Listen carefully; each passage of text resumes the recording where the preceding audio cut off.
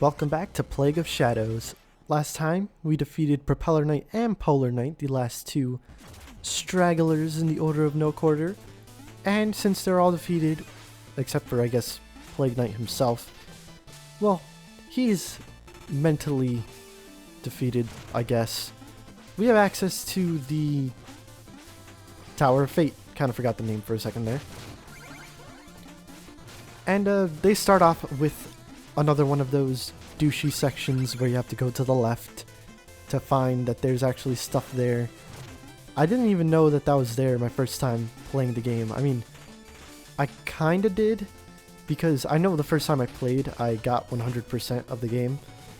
But like when I was practicing and stuff, I completely forgot that that was there. And also, the, whatchamacallit, the fact that it's not the first time that they do it, but it's not as telegraphed. Like, there's a NPC that'll tell you that going left in King Knight stage is the right thing to do, but there isn't, at least from what I recall, an NPC that tells you that in this, the first stage of the Tower of Fate, that going left is what you should do first in order to get everything.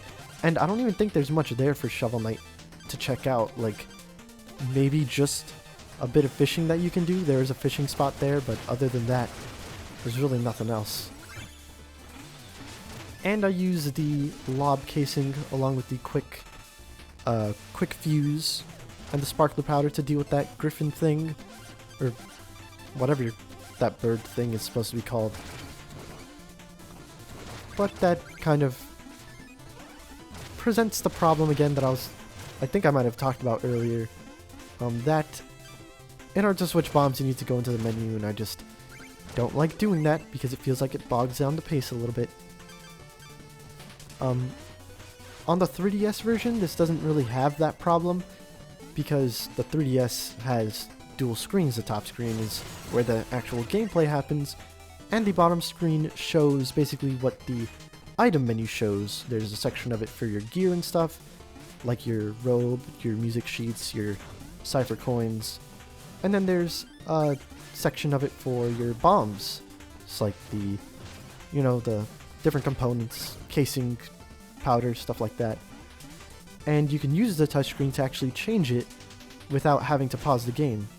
So like, you tap on whatever casing you want to tap on, and then there you go, your bomb is changed automatically. Or not automatically, but you didn't have to pause the game.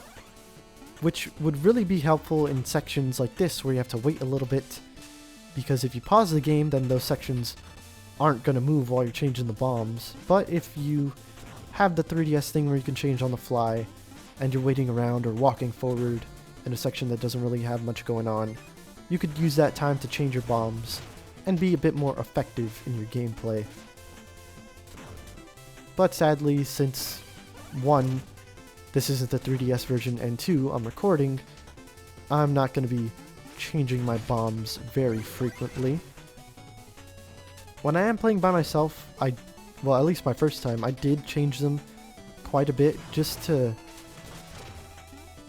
kind of spice things up, I guess, and also to see which bombs were useful in what situations. Like, there's a bit in the Iron Whale Treasure Knight stage. Right as soon as you start going into the Plague Knight only section, there's a little area below you that has a couple of cipher coins in it. And for the longest time, I was like, how am I supposed to get to that thing? Because I don't think I had the VAT or the well, I definitely had the big boom, but I just didn't think to use it.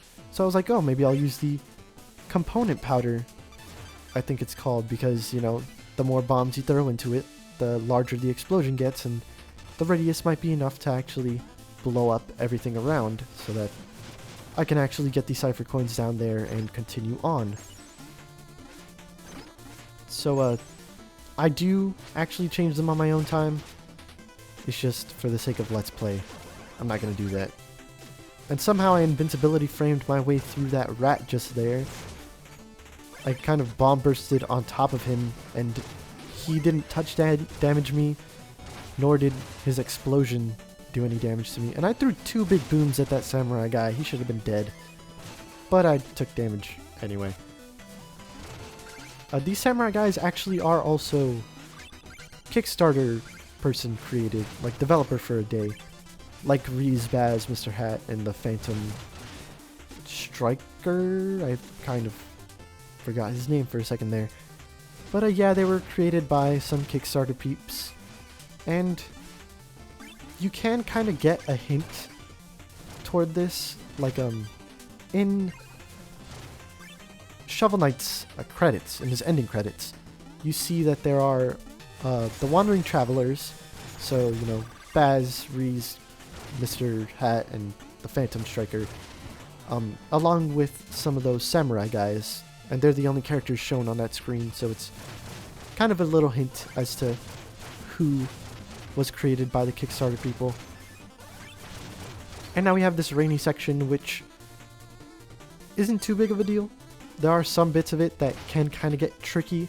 Like right here, you see that there's a cipher coin underneath, not the platform, but like it's in a gap, and that gap is skinny at the top but wide on the edges, so if you perform a bomb burst that's heading toward the side, you might get caught under it and die. Not saying that that's happened to me, but it can happen to you, so be wary. And of course there's the knight throwing anchors near that, so if you don't notice him first and go straight for the cipher coin, then you might be dying. Very likely, actually. Kind of odd about the sparkler powder, but for some reason the electricity that it shoots doesn't go through enemy shields. Like the casing will. It'll go right past an enemy shield, so if the casing gets behind them, it'll hit them. But the explosion itself, if it hits in front of the enemy, then it's not going to do any damage. You'll still have to probably hit it 3 times with the casing and then wait for it to, or rather 3 times with the explosion, wait for it to kind of get knocked back a bit and then actually start doing damage to it. Or just hit it from behind, which is what I tend to do. But now we have our boss for this first stage of the Tower of Fate. Kind of forgot the name again for a second there. And we have to face off against Black Knight again. It felt very recent, us fighting him the second time, but he kind of taunts us, probably not on purpose, but he tells us that Mona is further in, trying to get the Enchantress's essence, because we actually need that to complete the ultimate potion, or whatever it's called, the Serum Supernus, I think. And, well, Mona, I guess, doesn't want to see us get hurt, so she decided to go talk to the Enchantress herself. However, Plague Knight needs to get to the Enchantress too, because I guess Mona's in danger. So we have to wreck Black Knight here in order to get past.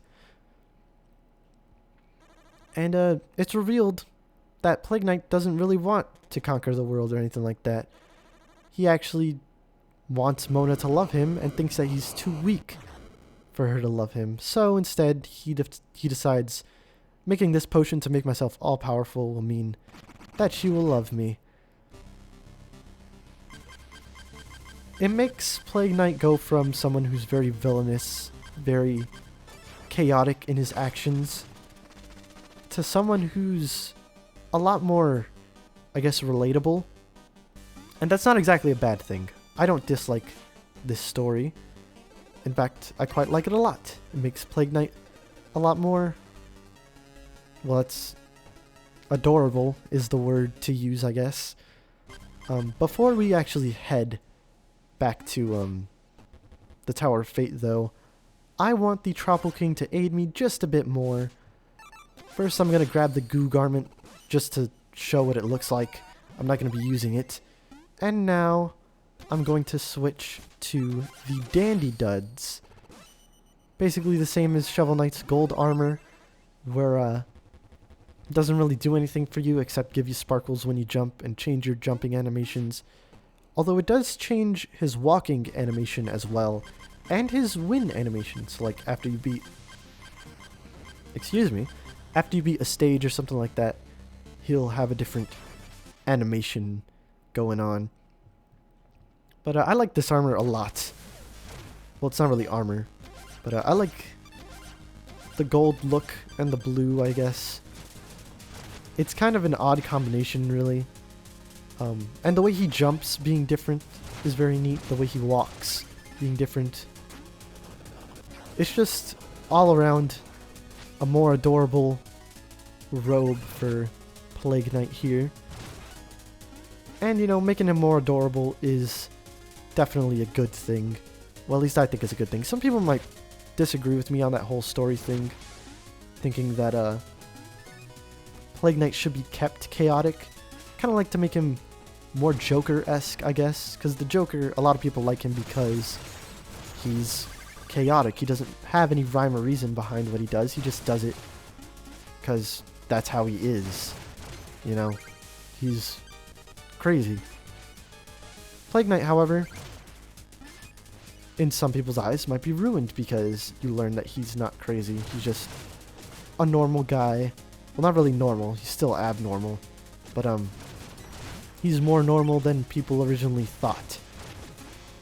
I haven't heard many people voice that complaint. Then again, I'm not one to look for other people's opinions online, really. I'm kind of a solo fan of things. I don't... Well, I do watch other people's Let's Plays and stuff, but I don't go on forums, I don't look up fan art, things like that. So, I'm not the person to be asking for the general consensus on something. Consensus, excuse me. That was kind of a weird sentence. I'm not someone who knows about the general consensus on something. Jeez, I cannot say that word. Anyway, thanks to the big boom, we can get through this section relatively safely. Although, I still get hurt by those dang slimes because their hitbox, I guess, is a lot bigger when they're on fire. At least vertically it's bigger.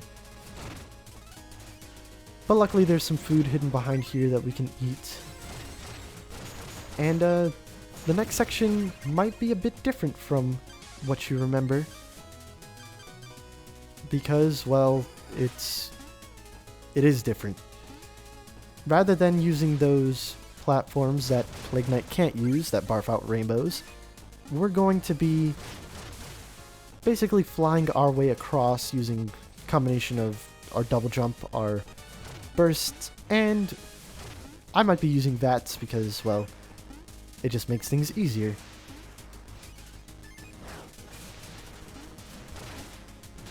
I probably could have tried the swiping staff, whatever the heck the name of that arcana is, on that platform back there to see if it'll actually create the rainbow platform.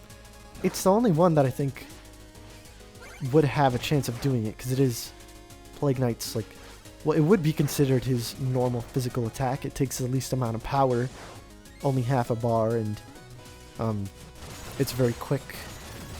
It's very short, kind of like the shovel swipe. I don't know. Now, this bit right here, this vertical section, can get pretty annoying as Plague Knight.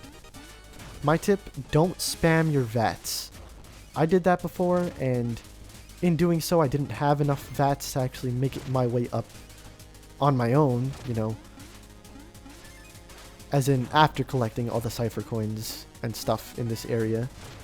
I came very close to missing that music sheet right there. But, keep your VATs at optimal level. Make sure you don't overload yourself. Maybe even having less meter than usual might be a good thing. Well, oh, there was an example of what I said before, where if you use a VAT near a ceiling, you're gonna get pushed down and not be able to actually make the ceiling. I came very close to dying here. Even closer on my screen, because, as I've said before, I'm dealing with a bit of screen crunch, as people call it, so I can't exactly see everything at the edges of my screen. Some stuff is cut off. I had to go a bit blind when it came to this section. Well, not blind as in I didn't know what was coming up. Blind as in I didn't know exactly where I was. So, yeah, that was a bit of a chore to deal with. But now we're at the end. We've gotten all of these cipher coins, thus the mint condition feat trophy thing. And there's the last checkpoint, so once we finish off what's going on down here, we'll actually get the trophy for going checkpointless. And of course, everyone's all angry at Plague Knight because he... well, for one thing, he's stolen all their essences. Well, not all of it, according to Spectre Knight. They still have some. And he also brought Shovel Knight here by accident, I guess. Kind of led him here. But now we have to fight all the knights, of course. And because I have this epic combination of Sparkler Bounce and, what was the last thing? Impact. The bosses are really not going to be that big of a deal, so I decided that I wouldn't speed it up this time. Also because, we're fighting as a different character. We're fighting as Plague Knight, all these bosses in a row rather than fighting as Shovel Knight. And there's his extra animation. He twirls his cane and sips from whatever that potion is. I don't know why he sips from that. It really probably doesn't seem healthy. That was a weird sentence, but it doesn't seem like something healthy, is what I'm trying to say, so sipping from that might not be the best course of action, but look at that. Polar Knight is defeated very easily. We're already down to, well, I guess 6 knights. I kind of wasn't counting Shovel Knight with that initial... well, when I was initially starting that sentence. Initially, that was a bit redundant, but whatever.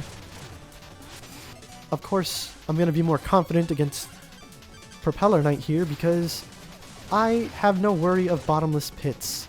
I only have to worry about these bombs, which if I'm up in the air, I won't have to worry about at all. So taking him down isn't a chore at all.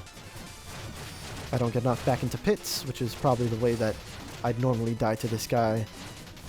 Instead, I could just toss all my bombs at him and watch Plague Knight's animation again. Of course, Tinker Knight, super easy with this cluster powder. Like, it can take off maybe 3 dots of his health with 1 bomb. Maybe if he's stationary, but still, it's pretty crazy. Although, for this part, I probably should have used the cluster powder, because the only way I could hurt him here is with the shock, like that little pulse that the casing lets out when using the sparkler powder, and that only does half a dot of damage. So probably could have made this shorter by using a different bomb type, but oh well. It matches my outfit. It's yellow. I'm yellow, so I'm gonna use it. And he's dead pretty quickly anyway, so that doesn't matter. And now we have to deal with Treasure Knight, who will die the fastest. Like, no joke, he's pretty much already dead. Such... well, actually, yes joke, because that fight was a joke. And Spectre Knight is gonna go pretty fast as well, thanks to the lob casing. You just kind of wait for where he's gonna teleport back to and throw a bunch of bombs at that area. Still gotta watch for the scythe, of course, but it's really not that big of a deal.